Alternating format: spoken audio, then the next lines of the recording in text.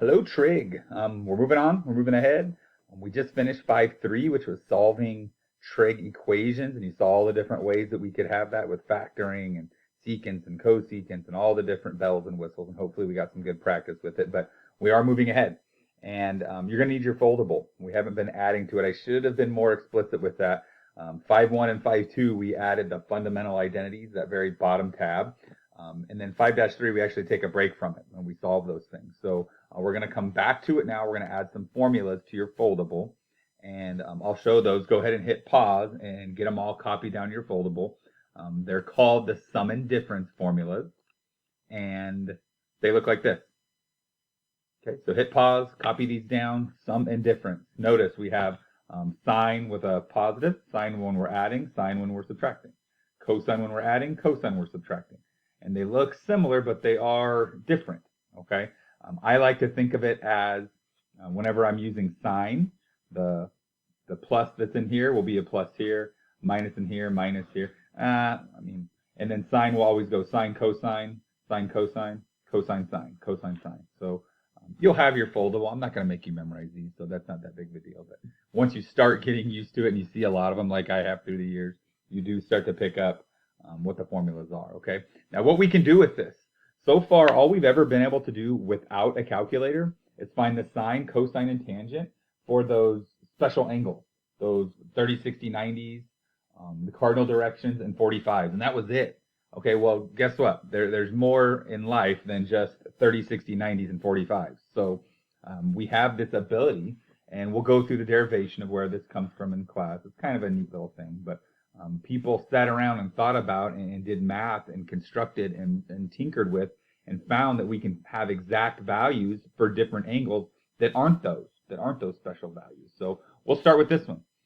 We're going to use a sum or difference formula to find an exact value. We're not just going to jam in our calculator for the cosine of 75 degrees. Okay, so to make this happen, if I'm going to use a sum or difference formula, I need two angles in here. Okay, and if I'm doing cosine, we're thinking about one of these two, I need to break up 75 into two angles. The easiest to pick, obviously, or maybe not obviously, but eventually, will be 30 and 45. Okay, we are going to still use those 30s and 45s and 60s, but we can combine them in different ways to help us. So I'm changing 75 into 30 plus 45. I now have a U and I now have a V for my formula. So cosine with a plus is cosine, cosine, sine, sine, opposite signs in the middle here, a minus, and then I'm just going to plug those values in. So it'll be cosine 30 times cosine 45 minus sine 30, sine 45. That should be the next thing we write. It looks just like this. Okay. Now, without a calculator, again, you need that ability to manipulate and use these things without a calculator, so expect on the next test there will be a non-calculator portion. We need to handle these things, the cosine of 30 and cosine of 45, sine of 30. So I drew my little triangles here just as a reference. My 45, 45, 90, 1, 1, square root of 2. My 30, 60, 90, it's messy, but it's in there, 1, 2, square root of 3. Told you from day one, we are going to use these a lot, and I have not lied. We have used them a lot. So now we just fill in what they are, okay? The cosine of 30. Cosine of 30 is square root of 3 over 2. Cosine of 45 is square root of 2 over 2. We've done that a lot. Rationalize, right? Sine of 30. Sine of 30 is 1/2. Sine of 45 is root 2 over 2. Okay? If you didn't rationalize, you're going to have a messier time with this. You'll have 1 over square root of 2 down here, and then you wouldn't have these numbers, and you'd kind of have to mush them together, and it'll cause you to have to rationalize later on down the line, and probably more difficult. So it's just a good idea. Cosine 45, sine 45, make it square root of 2 over 2 right off the bat. Okay? From here, we need to reach back into our algebra 2 brains and say, well, if I'm multiplying fractions, I multiply the numerators. Square root of 3 times the square root of 2 is the square root of 6. And 2 times 2 is 4. 1 times square root of 2 is just the square root of 2. 2 times 2 is 4. And we have this guy. That is not how the back of the book will write it. If they have a common denominator, I can mush them together under that single common denominator. And we're left with this. Okay? Something I want to stress to you guys a little bit here. When you're done with these types of problems, I'm going to turn on the light so you can see my calculator, hopefully. We can check it, right? I said to don't use a calculator to do this by hand. Well, we did, but now let's use a calculator and see if we did it right. So I'm going to make sure I'm in degree mode, and I am. And I just want to do the cosine of 75. Okay, looks like that. Now I'm going to type in that answer that I got down here and make sure it's the exact same decimal. So whenever I'm dealing with fractions, I keep the numerator and denominator separate.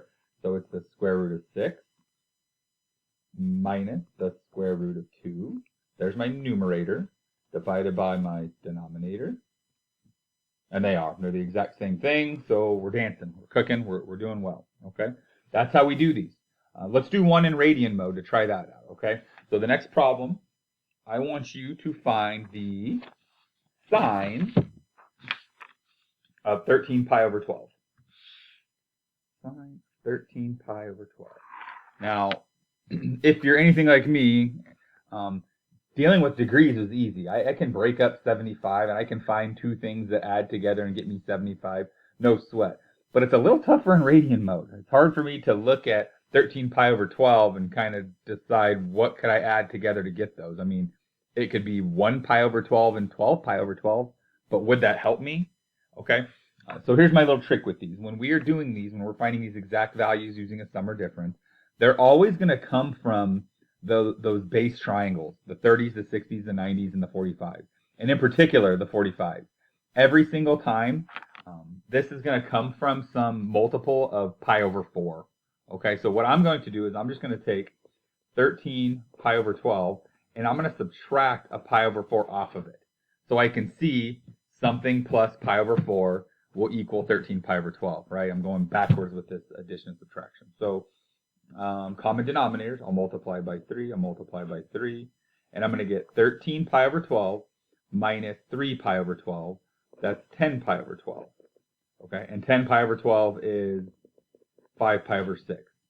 So going backwards, we can say that 5 pi over 6 plus pi over 4, what I subtracted off here, is the same as 13 pi over 12. And there's my u and my v. Okay, you can do it that way. Another way you can do, depending on your comfort level, is change it to degrees. Right? We're good with degrees. We just said that a second ago. If it's in degrees, I could find two numbers pretty easy. Okay, and 13 pi over 12 is 195 degrees.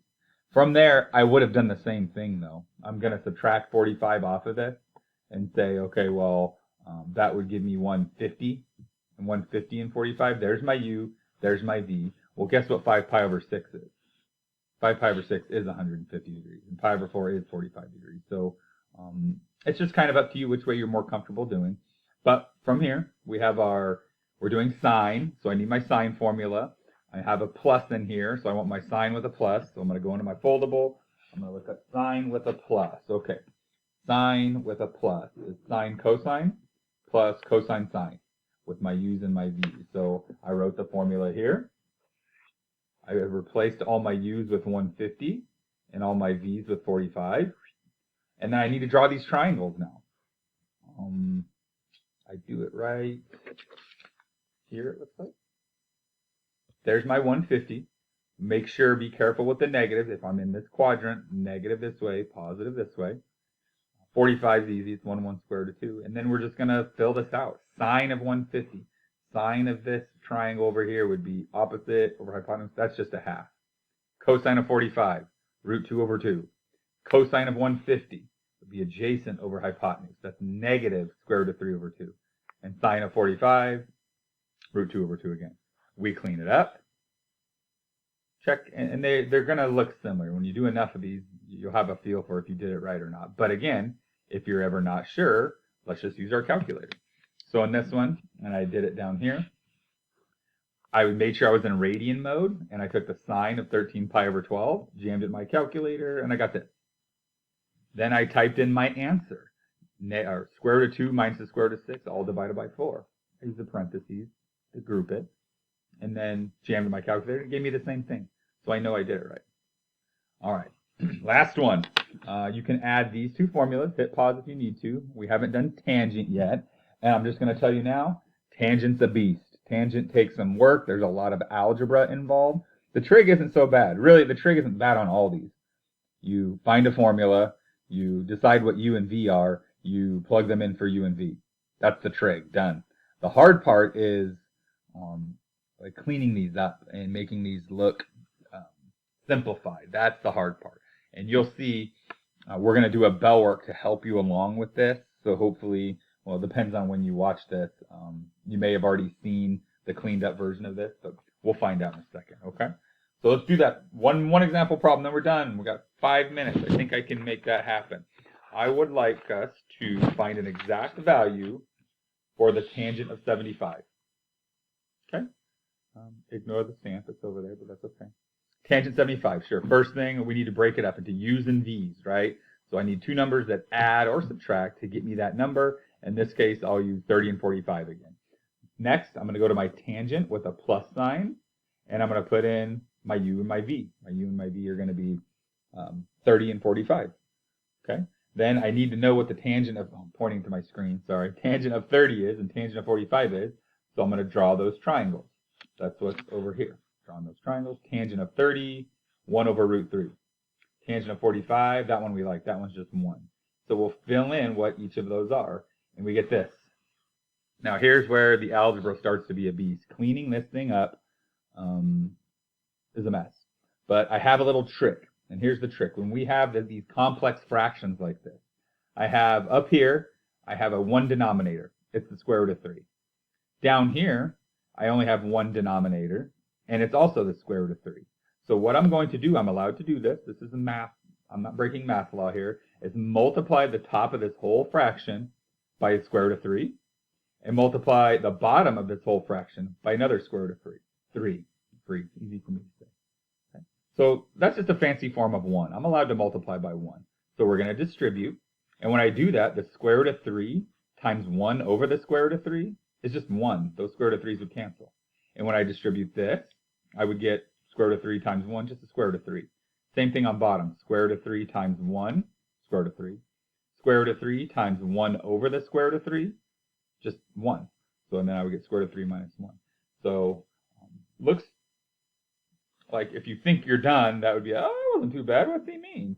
But this isn't done. Why isn't this done? Think for a second. Why am I not done with that?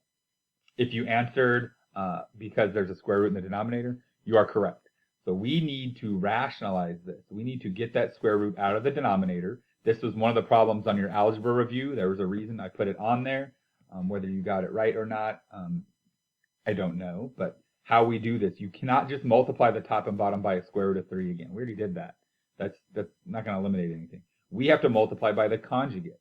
And the conjugate of square root of 3 minus 1 is the square root of 3 plus 1. You just change the sign on it, that minus to a plus. So now I'm going to FOIL these things on the bottom, and I'm going to FOIL these things on the top. First, outer, inner, last. First, outer, inner, last. We multiply those together, and we would get this when all is said and done. Then we're still not done.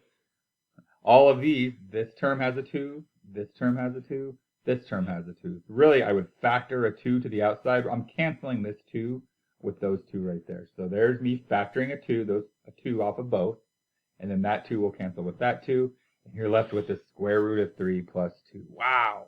That's a lot of algebra, and tangent's a beast, and we'll get some good practice with it. But go through again and see if you can repeat the process, and you can do all those steps.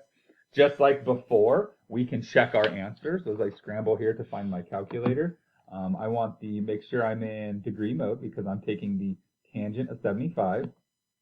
And then the answer we got was square root of 3 plus 2. Square root of 3 plus 2. Are they the same? They are the same. So I know I did it right. There it is. Sorry for the glare. Okay. Here's your guys' next stamp. We are going to work on these in class. You can go through and take a glance at each one, but don't spin your wheels.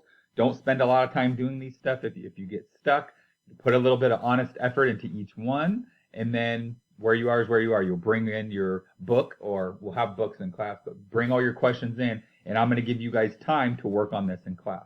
We're trying for the more truly flipped lesson, where you are doing notes at home and practicing your homework in class. We'll see how it goes. All right, Trick. Peace.